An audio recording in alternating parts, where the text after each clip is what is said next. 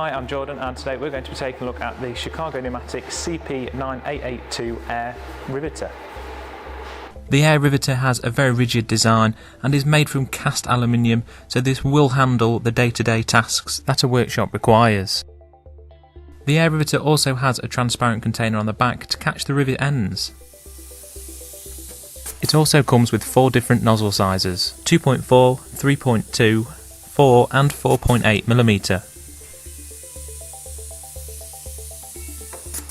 The Riveter also has a pulling power of 1000 kg, so it makes very light work of pulling these rivets. However, this is recommended for use with softer rivets such as aluminium or copper.